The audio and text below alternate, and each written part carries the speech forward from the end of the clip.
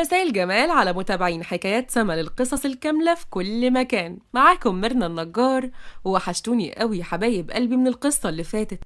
والنهاردة جاية لكم بقصة جامدة جدا للكاتبة الجميلة والموهوبة حليمة عدادي، وهتعجبكم قوي قوي قوي. ودلوقتي معادنا مع اللي جاوب سؤال الحلقة اللي فاتت، وبجد بشكر كل حبايب قلبي اللي شاركونا إجاباتهم في التعليقات.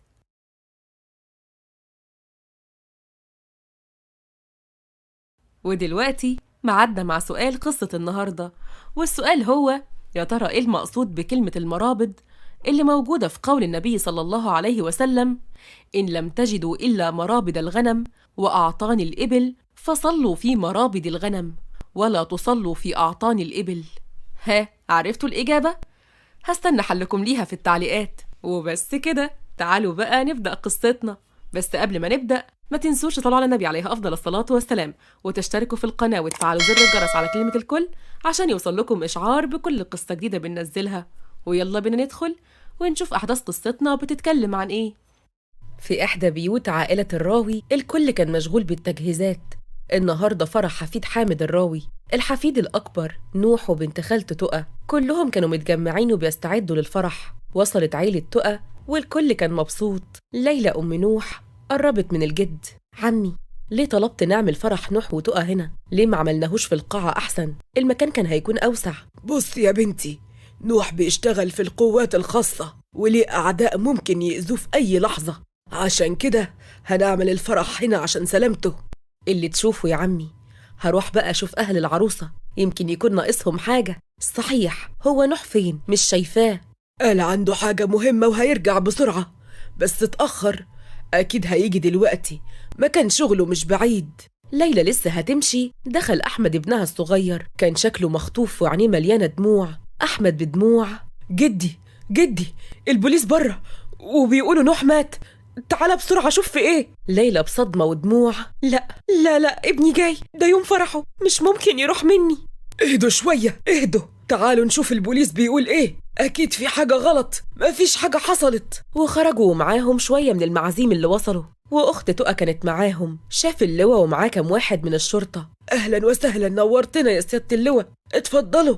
اللواء خالد: ما كنتش عايز اكسر فرحتكم في يوم زي ده يا حمد بيه، بس اللي حصل، البقاء لله. فقدنا نوح وهو في طريقه. انت بتقول ايه يا سيادة اللواء؟ ده اكيد مش نوح. للأسف ما كنتش أتمنى أن يكون هو، بس عربيته بعد ما تعرضت لهجوم وقعت من مكان عالي وانفجرت وبقت رماد. لا ابني، هاتولي ابني، أنا عايزة ابني. بالله عليك تقول إن ده مقلب من مقالب نوح، هو دايما بيعمل فينا مقالب. الجد اتكلم والدموع في عينيه: ربنا يرحمك يا ابني، رحت يوم فرحك، اليوم اللي كنت هتفرح فيه. هنعمل ايه يا سيادة اللواء؟ هنعمل له جنازة تليق بيه، ربنا يصبركم. هنروح احنا دلوقتي.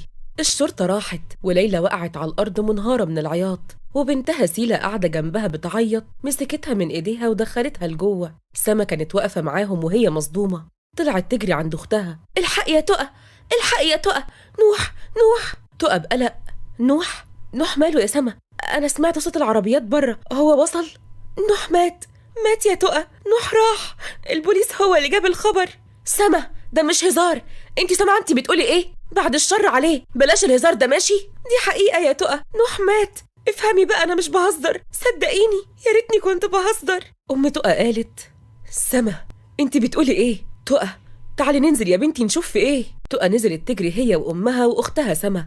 شافت ليلى بتعيط وسيلة جنبها، قلبها وقف ودموعها نزلوا. خالتي، في ايه؟ فين نوح؟ انتوا بتعيطوا ليه؟ البقاء لله يا بنتي، نوح مات، نوح سابنا يوم فرحه. تقى ببكاء وانهيار: لا انتوا اكيد بتهزروا. نوح قال انه مش هيسيبني، قال لي مش هيسيبني لوحدي. نوح مستحيل يروح ويسيبني كده. انا متأكدة ان انتوا في حاجة غلط، متأكدة انه هيجي. تقى اهدي يا تقى، بلاش تعملي في نفسك كده. تقى ما صدقتش كلامهم، فضلت تصرخ بهستيريا لحد ما وقعت مغمى عليها. جريوا عندها وشالوها ونيموها على الكنبة. وفي مكان أول مرة نروح له كان مربوط على الكرسي، جسمه كله جروح، كان بيتألم وبيحاول يكتم وجعه. بص على المكان من حواليه، كان عبارة عن أوضة ضيقة مليانة تراب، وفيها شباك بيدخل منه الشمس شوية. واتفتح الباب ودخل واحد منهم، نوح الراوي. نورتنا يا حضرة الضابط. ما كنتش عايز اجيبك يوم فرحك، بس هنعمل ايه، نصيبك. هيجي يوم يا راشد، فاكر انك هتهرب من العدالة؟ كل افعالك الحقيرة هتنكشف. انا وراك لحد ما اوقعك في شر اعمالك. انا قلت لك ابعد عن طريقي، لكن انت ما سمعتش كلامي. دلوقتي انت في نظر الكل ميت، وهتعترف بكل حاجة كنت ماسكها عليا. لو فاكر اني هسيبك تبقى غلطان يا راشد، هيجيلك يوم وهتعفن جوه السجن. مفيش حد هيقدر ينقذك من ايديا.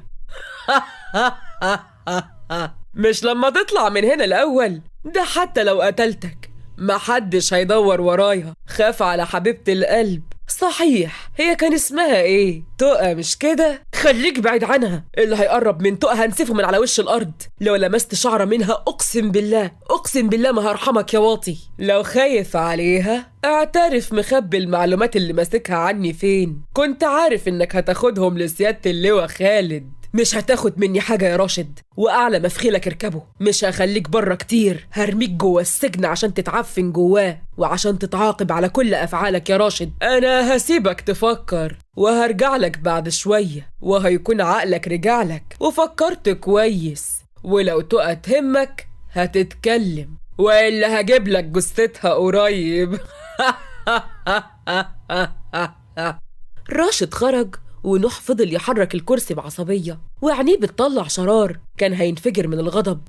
وعند تقى فتحت عينيها، وأول ما افتكرت اللي حصل نزلت دموعها. كانت مش مصدقة وبتتمنى لو كان ده حلم وهتصحى منه. الجد بحزن: تقى يا بنتي، أبوكي جه عشان ياخدك. أنا حاولت معاه عشان يسيبك هنا، مش عارف، بس حسيته كده ناوي على حاجة. قصدك إيه؟ هيكون ناوي على إيه يعني؟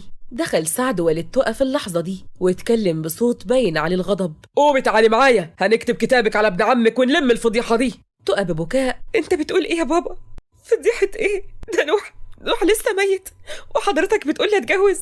انا مستحيل اتجوز حد غير نوح. قرب منها سعد ومسك ايديها بقوة وسحبها وراه لدرجة انها كانت هتقع، واختها وراها، وامها كانت خايفة منه وبتحاول توقفه. سعد يا سعد، سيب البت، انت ما عندكش قلب، سيبها في حالها. جواز ايه دلوقتي؟ مالكش دعوة، دي بنتي، وانا قلت قبل كده جوازها من نوح هيكون نحس. ده حتى انتهى بموته. الزم حدك يا سعد، انا سكت لك من زمان عشان خاطر الولاد.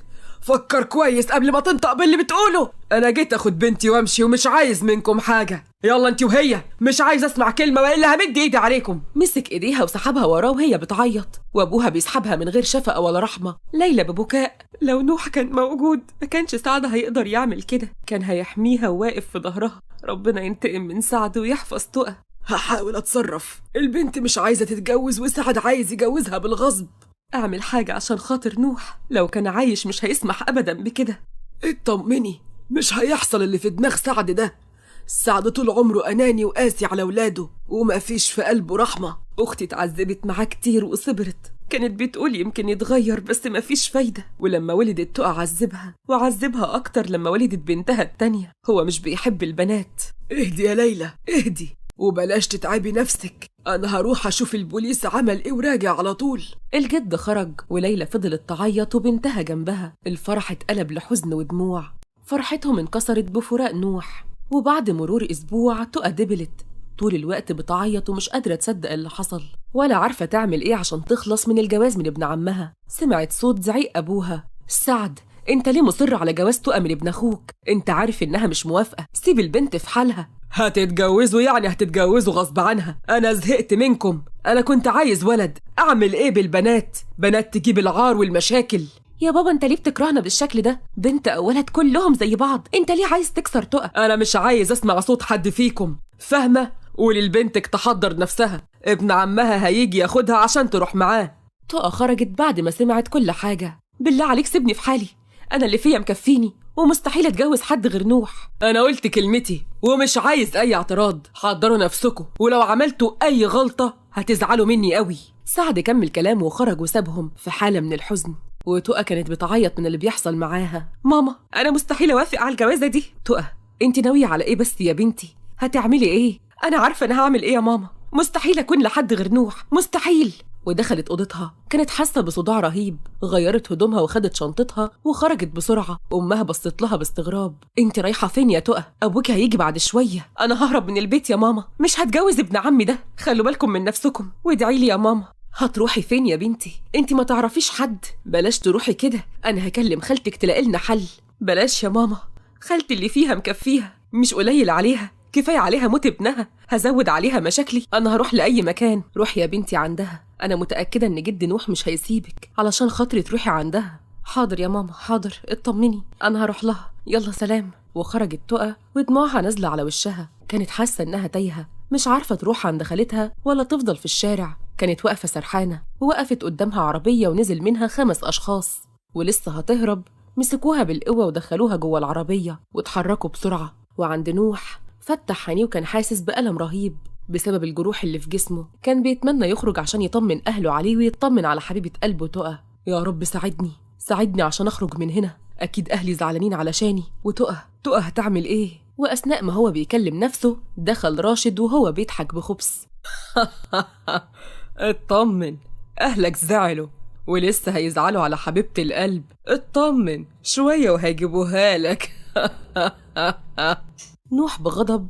انت عملت فيها ايه؟ تقى فين؟ اتكلم، اوعى تقرب منها. للأسف لسه ما عملتش، بس هعمل لو ما سمعتش كلامي يا حضرة الضابط. شغلك معايا انا، مالكش دعوة بيها، سامع؟ وإلا مش هرحمك، محدش هينقذك من ايديا يا راشد. شش، مفيش وقت للكلام ده، اهم رجالتي وصلوا ومعاهم مراتك.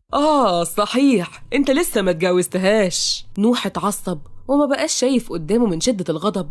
فكرة إنها تتأذي بتعذبه. كان باصص على الباب ودخل واحد منهم وهو شايل تقى وهي مغمى عليها، الدم غلي في عروقه. نوح بصوت غاضب وصوت عالي. عملت فيها إيه يا واطي؟ تقى أنت سمعاني؟ هاتها لعندي، ابعد إيدك عنها، أنا هقتلكم كلكم. اهدى يا حضرة الضابط، هي كويسة بس كان لازم نخدرها عشان يكون شغلنا سهل معاها. تقى فتحي عينيكي، أنا جنبك، أنا معاكي، مش عايزك تخافي. تقى فتحت عينيها شوية، كانت فاكرة إنها بتحلم. ليه رحت وسبتني يا نوح؟ سبتني أتعذب من بعدك ليه؟ يا ريتك خدتني معاك، أحسن من الوجع اللي أنا حاسة بيه ده. أنا هنا يا قلبي، ما رحتش في حتة، أنا لسه معاكي وهفضل معاكي طول العمر. تقى فتحت عينيها واتنفضت من مكانها، بصت له بصدمة وحاولت تستوعب اللي بيحصل. أنا أكيد بحلم وهصحى من الحلم وهكون لوحدي. نوح خليك معايا. مش حلم يا حبيبتي، أنا معاكي، بصيلي، أنا مستحيل أسيبك ولا أقدر أبعد عنك. تقى من الفرحة ما خدتش بالها من المكان اللي هي فيه، وقامت وحضنته بكل قوتها وهي بتعيط. ليه عملت فينا كده يا نوح؟ لتوجع قلبنا، أنا اتعذبت كتير من بعدك، قلبي كان بيتحرق في غيابك. أنا آسف، مش بإيدي يا نور عيني، حقك عليا، أنا رجعت لكم، مش عايز أشوف دموعك، ماشي؟ حسيت بقلبي بيتحرق، ولما شفتك قلبي هدي، كنت حاسة بإن الدنيا ضاقت عليا من غيرك. اتأثرت بلقاء الأحبة، يلا بسرعة ربطوها جنبه، ولما ارجع يا إما هتعمل اللي أنا عايزه أو هبعت جثتها لعيلتك. راشد خرج هو ورجالته بعد ما ربطوا تقى. نوح انت بتعمل ايه؟ وايه اللي حصل؟ الكل فاكر انك ميت دلوقتي. كنت رايح عند اللواء عشان اقدم له ادله تدخل راشد السجن، وانا في الطريق اتعرضت لهجوم، طلعوني من العربيه والعربيه رموها من فوق الجبل. الحمد لله انك عايش، ده انا كنت هموت من غيرك يا نوح. بعد الشر عليكي يا قلبي، انت ازاي قدروا يخطفوكي؟ كنت هربانه من البيت، بابا كان عايز يجوزني لابن عمي، وانا في الطريق وقفوا في طريقي وخطفوني. هو اتجنن ولا ايه اللي حصل له؟ ازاي يفكر يجوزك لحد غيري؟ انا هطلع من هنا وهيكون ليا حساب كبير معاه. نخرج بس الاول يا نوح عشان نطمن خالتي، دي تعبت قوي. لازم نخرج من هنا يا تقى وبسرعه، او على الاقل اخرجك انتي قبل ما يأذوكي. نوح يا نخرج من هنا مع بعض او نموت مع بعض، انا مستحيل اسيبك، ممكن يأذوكي بسبب يا تقى، وانا مش هستحمل اشوف دموعك، لازم تخرجي من هنا باي طريقه. نوح هنخرج سوا، انت فاهم ولا لا؟ قولي، الجروح دي بتوجعك؟ انت بتتوجع صح؟ الجروح دي مش هتقدر تعمل لي حاجه يا توته، انا كويس، ما تقلقيش، فكري بس معايا في حل عشان نقدر نطلع من وكر الشياطين ده. نوح اسمعني، انت تقدر تحرك الكرسي بتاعك وتقرب مني، وانا هحاول احرك الكرسي بتاعي ويبقى ظهرك ورا ظهري، ونحاول نفك ايدين بعض، وبعد كده ندور على مكان نطلع منه. تمام يا حبيبتي، بس يلا بسرعه قبل ما حد فيهم يرجع. تقى عملت زي ما قالت لنوح، ظهرها عند ظهره، ولكن ما قدرتش تعمل حاجه. تقى بدموع مش عارفة أعمل إيه، إيدي مربوطة قوي مش قادرة أحركها خالص. هنعمل إيه يا نوح؟ اهدي يا قلبي، ما تعيطيش، كل حاجة وليها حل، أكيد هنلاقي طريقة تانية، خلينا بس نفكر بهدوء. نوح أنا خايفة يعملوا فيك حاجة، أنا مش هقدر أعيش من غيرك، مش هيبقى لحياتي طعم. لاقي حل ونطلع من هنا قبل ما يأذوك. اهدي، مش هيقدروا يعملوا حاجة طول ما في إيد اللي هيقضي عليهم كلهم. أنا خايف عليك انتي، لأنهم عارفين إنك انتي نقطة ضعفي وهيستغلوا ده، عشان كده بقولك لازم أطلعك من هنا بسرعة. نوح أنا قلتلك من الأول مستحيل أخرج من هنا من غيرك، أنا ماليش حد بره، أنت أماني وسندي، الدنيا بره وحشة قوي من غيرك. أنا هخرج وراكي، ما تخافيش، لو خرجتي هتبلغي اللواء خالد وجدي بمكاني وهم عارفين هيعملوا إيه. طيب أطلع إزاي أو أعمل إيه؟ عشان خاطري خلي بالك من نفسك، أنا مش هستحمل أسمع عنك خبر وحش مرة تانية. اسمعيني كويس يا تقى، وقعي الكرسي بتاعي على الأرض وأنا هصرخ واتوجع، وانتي عيطي واصرخي واطلبي المساعدة، وأنا أول ما واحد منهم يفكني هاخد مسدس وافكك وتهربي من الشباك وتجري بكل قوتك. بس كده هيكون خطر عليك يا نوح، ممكن يعملوا فيك حاجة. مش هيقدروا يعملوا حاجة، يلا بسرعة بس قربي مني وزقيني بكتفك عشان الكرسي يقع بيا. تقى عملت زي ما قال لها نوح ووقعت الكرسي، ونوح بدأ يصرخ وهي تعيط. ساعدوني، في حد هنا يلحقني، نوح حد يجي بسرعة. دخل واحد من رجالة راشد وقوم نوح من على الأرض. نوح كان لسه بيصرخ وبدأ يغمض عينيه، والراجل فك نوح وفضل يضربه على وشه عشان يفوقه، ونوح استغل الفرصة وسحب المسدس من هدومه وقام بسرعة ومسكه من رقبته وصوب المسدس على راسه. لو عملت أي حركة الرصاصة هتستقر في دماغك، فك إيديها بسرعة يلا. الراجل خاف من نوح وفك ايد تقى، وتقى كانت بتبص لنوح وبتعيط. تقى اهربي من الشباك ده بسرعة يلا، من غير ما تبصي وراكي، اجري بسرعة. تقى نطت من الشباك وهي بتعيط، كانت بتجري من غير ما تبص وراها. نوح كان باصص للشباك وسرحان، والراجل استغل الموقف وصرخ بصوت عالي للرجالة اللي بره، وقبل ما يستوعب نوح اللي بيحصل رجالة راشد دخلوا عليه وضربوا نار، ومنهم واحد ضرب نار على رجل نوح. نوح وقع على الأرض وهو بيتألم. اربطوه بسرعة والحقوا البنت دي وبلغوا راشد بيه اللي بيحصل.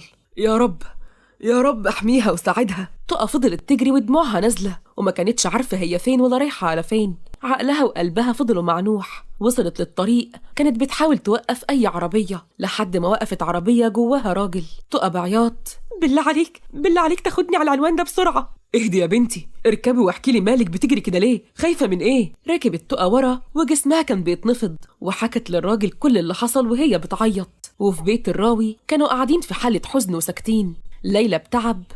عمي انت شفت تقى؟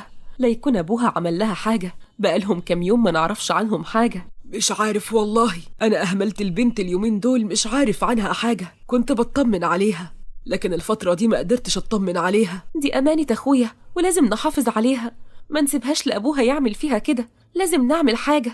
أيوة يا عمي، كلام سيلة صح، مش لازم نسمح لأبوها يأذيها، كفاية اللي عاشته. في الوقت ده الباب خبط بقوة. خير، مين بيخبط بالشكل ده؟ أنا هشوف مين.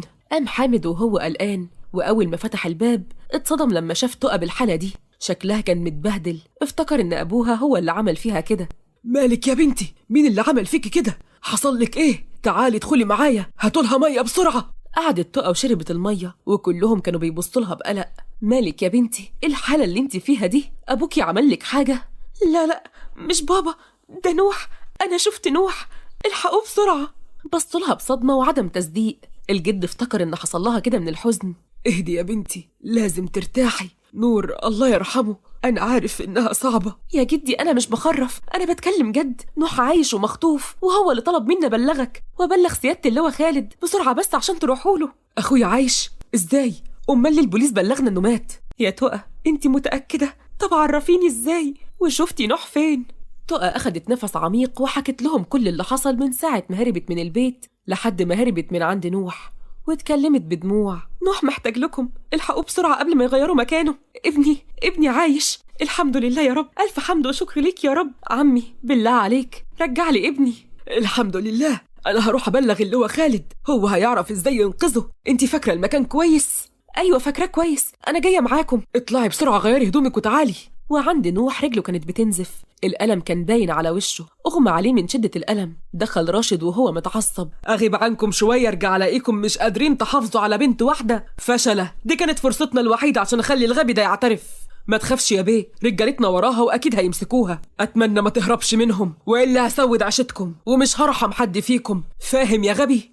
شوف ده لو لسه عايش يا بيه، بس حالته وحشة ولازم نطلع الرصاصة من رجله وإلا هيموت. شوف أي دكتور جيبه وخلصنا من المصيبة دي. لسه هيتحركوا سمعوا صوت ضرب نار بره. راشد بغضب: البنت قدرت تهرب وبلغت عن المكان يا أغبية، هنطلع من هنا إزاي دلوقتي؟ اتفتح الباب ودخل البوليس ومعاهم مالك صاحب نوح، ووجه المسدس ناحية راشد ومسكوا اللي معاه. راشد قرب من نوح وحط المسدس على راسه.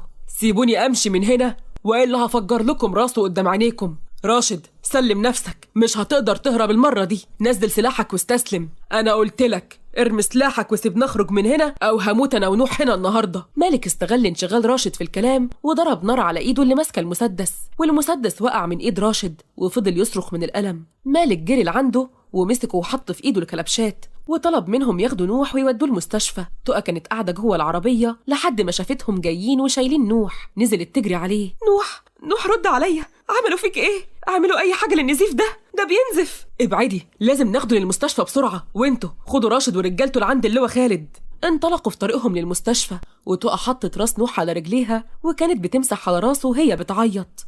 استحمل يا نوح، هتقوم وهتبقى كويس. ليه يعملوا فيك كده؟ يا ريتني كنت مكانك. اهدي، هيكون بخير بإذن الله، فاضل شوية وهنوصل. وصلوا المستشفى وشالوه ودخلوا. مالك كان بيصرخ عشان الدكاترة ييجوا: بسرعة تعالوا، نزف كتير، الحقوه. الدكاترة خدوا نوح لأوضة الكشف، وتقى قعدت على الأرض قدام الباب. كانت بتعيط وخايفة إنها تفقد نوح. ومالك كلم جدي نوح عشان يجي بسرعة. وفي بيت تقى كانت أمها قاعدة قلقانة. عدى وقت طويل ومفيش أي خبر عنها، وحتى جوزها مرجعش.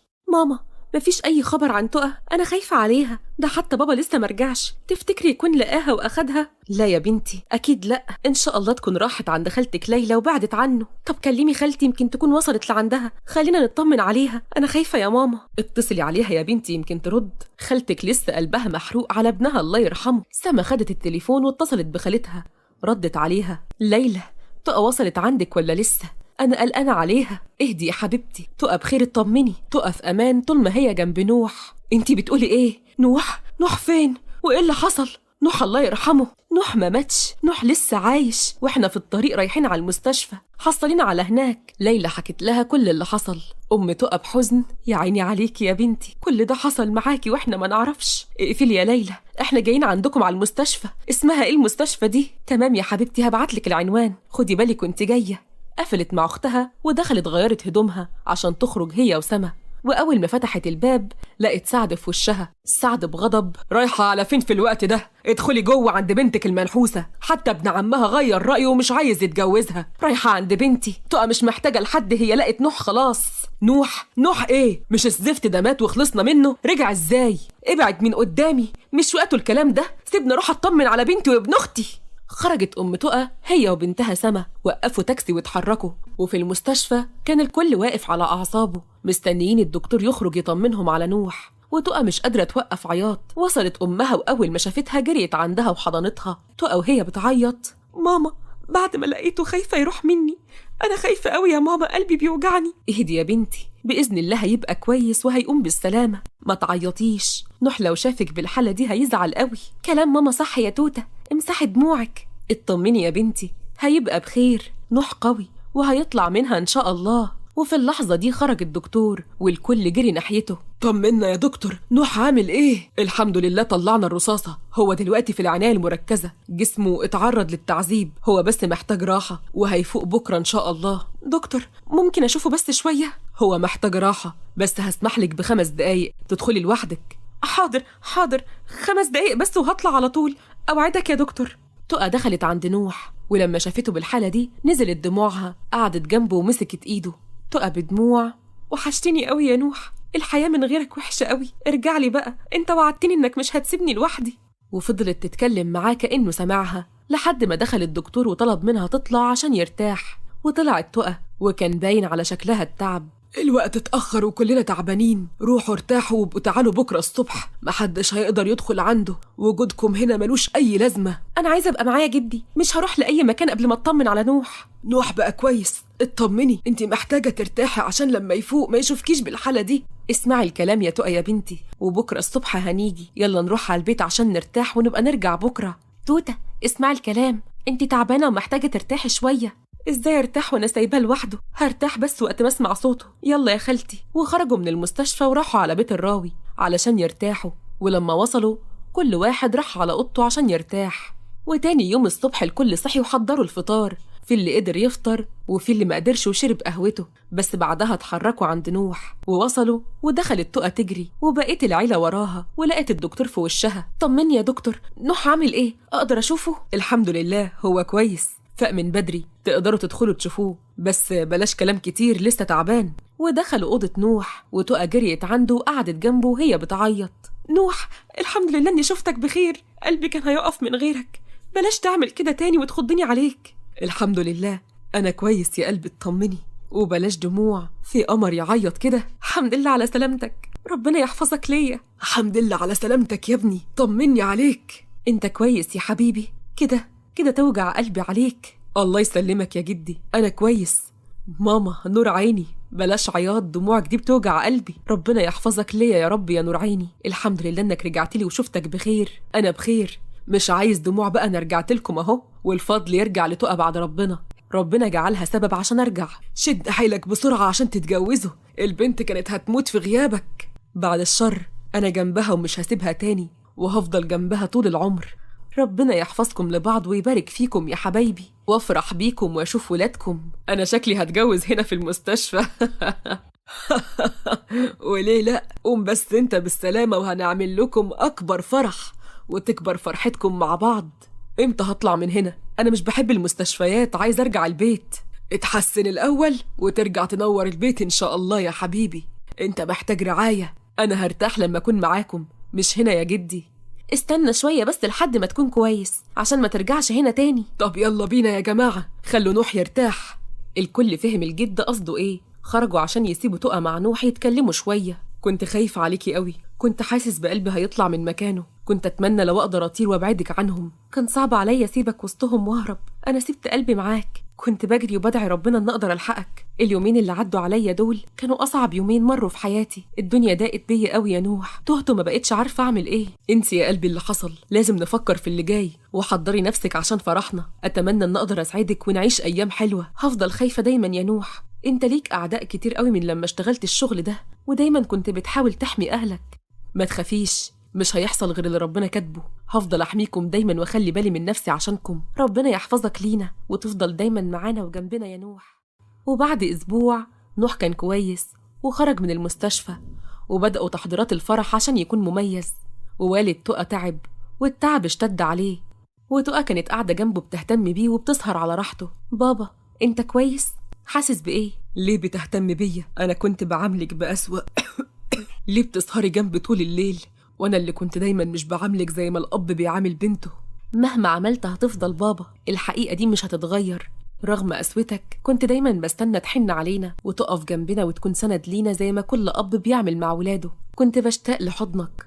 سامحيني يا بنتي، انا كنت غبي، كنت فاكر ان الولد هو اللي بيهتم بابوه، كنت فاكر ان الولد هو السند، بس اكتشفت ان البنت قلبها حنين وونيسة ابوها. انت بتسهري جنبي كل يوم، لو كانت واحدة تانية غيرك قاسية كانت سابتني. المهم دلوقتي صحتك، اهدى وارتاح لحد ما تخف بإذن الله. سامحيني يا تقى، أنا ممكن أموت، عايز أروح وأنا مرتاح يا بنتي، أتمنى لو أقدر أعوضك عن اللي فات. بعد الشر عليك، بس اشرب الدواء وينام عشان ترتاح، ماشي؟ أمك وسما فين؟ عايز أطلب منهم يسامحوني، أنا ضميري بيعذبني على كل اللي عملته. ودخلت سما وأمها وقعدوا جنبه، والتعب كان باين على وشه. سما بدموع، ارتاح يا بابا عشان تخف بسرعة، أنا مسامحاك ومش زعلانة منك خالص. وانت يا أم تقى مش هتسامحيني؟ عارف إنه صعب، أنا زعلتك كتير وعملتك معاملة وحشة وظلمتك معايا، أنا كنت غبي لأني ما كنتش عارف قيمتكم، كنت غبي، ما استاهلش يكون عندي عيلة زيكم. مش وقته الكلام ده يا سعد، المهم دلوقتي صحتك وكل حاجة هتتصلح مع الوقت. نام انت دلوقتي، الوقت اتأخر. تقى قوم ارتاحي يا حبيبتي، انت ناسية ان بكرة فرحك ولا ايه؟ لازم ترتاحي، كده هتتعبي ومش هتقدري تقفي على رجليكي. كلام امك صح، روحي نامي يا بنتي، ربنا يتمم لك على خير ويسعدك معاه ويكون عوضك الجميل ويقدر يعوضك عن اللي ما قدرتش اعمله. سعد كان بيتكلم بصوت مخنوق، الدموع نزلوا على وشه، وتقى قلبها ما استحملش، قربت منه ومسحت دموعه. ما تعيطش يا بابا، انت كمان هتعوضني، ماشي؟ يلا نام، ولا مش هتنام وأنا كمان مش هنام، وهزعل منك لما أنام في فرحي. حاضر يا بنتي، حاضر، هنام أنا كمان. تصبحي على خير. وكل واحد راح على أوضته عشان ينام، وسعد فضل صاحي، كان زعلان وحاسس بالندم، كره نفسه بسبب اللي كان بيعمله في بناته، بس لما مرض لقاهم هما اللي جنبه، ما قدرش ينام وحلف إنه هيعوضهم. وتاني يوم الصبح الكل كان صاحي وقاعدين على الفطار، وسعد معاهم. أم تقى كانت بتلم حاجات تقى لأن الفرح هيكون في بيت نوح. يا ماما لسه بدري، تعالي افطري الأول وبعدها هنساعدك في كل حاجة، انتي تعبتي قوي. خايفة انسى حاجة والوقت يروح مني، انتوا بس افطروا وحضروا نفسكم، العربية اللي بعتها نوح هتوصل بعد شوية. عايزاني اساعدك في حاجة؟ لا الحمد لله كل حاجة بقت جاهزة، ارتاح انت. بابا انت كويس؟ انا ندمان وحاسس اني مبسوط كأني اتولدت من جديد، لأول مرة بفطر مع بناتي. ندمان ليه يا بابا؟ على اللي عملته فيكم، على عمري اللي ضيعته وانا بعيد عنكم. ربنا غفور رحيم يا بابا، فكر بس في اللي جاي ويلا عشان تحضر نفسك ونروح لبيت نوح. وبعد شوية عربية نوح وصلت وخدتهم، وتقى راحت عشان تغير هدومها، وأول ما لبست الفستان الأبيض عينيها دمعت وهي بصة لنفسها. ألف مبروك يا قلبي، طالعة زي القمر، اللهم بارك. بسرعة اتأخرنا وبابا جه عشان ياخد تقى، العريس مستني عروسته. دخل سعد وأول ما شاف تقى عيونه دمعت، قرب منها وحضنها. ألف مبروك يا بنتي، ربنا يتمم لك على خير ويبارك فيك ويحفظكم لبعض. مسك إيديها ونزلوا والبنات وراها، والموسيقى اشتغلت لحد ما وصل بيها لعند نوح اللي كان باصص لها بحب وفرحة. حطها جوه عينك وحافظ عليها، ما تعملش زي ما أنا عملت. تقى جوهرة وتستحق اللي يحافظ عليها، مش محتاج توصيني على تقى، أنا هحطها جوه عينيا وقلبي وهتفضل دايما في قلبي، هكون ليها الزوج والصديق والأب والأخ والسند. ربنا يسعدكم ويديم الفرحة والحب بينكم. نوح مسك إيديها وقعدوا جنب بعض، وتم كتب الكتاب وسط فرحة العيلة وفرحة تقى ونوح اللي كانت واضحة عليهم. نوح حضنها ولف بيها بسعادة. تسمحي لي أرقص مع مراتي القمر ولا مش مسموح؟ تقى بكسوف. مسموح يا قلب مراتك. نوح مسك إيديها وفضلوا يرقصوا، والكل قام يرقص بفرحة، والناس كلها قامت تغني وترقص. أنا حاسة إني بحلم، حاسة إني كنت عايشة في كابوس وصحيت منه. انتي مش بتحلمي يا حبيبتي، انتي تستاهلي كل الفرحة دي وأكتر، ولو كانت السعادة دي مكان هجيبها لك. ده كده كتير عليا قوي، بتمنى من ربنا إن الفرحة دي تدوم عليا. أنا مش مصدقة إننا اتجمعنا وبابا رجع لنا وحياتنا بقت حلوة بعد كل العذاب اللي عشته. انت صبرتي وربنا عوضك يا قلبي. كنت انت العوض واجمل زوج رزقني بيه ربنا، انت سندي وانتي نور عيني ومصدر سعادتي. بحبك يا توتة. عايزه اقولها بصوت عالي بس بتكسف. بحبك بحبك يا قلب توتة. نوح بصوت عالي: وانا بحبك.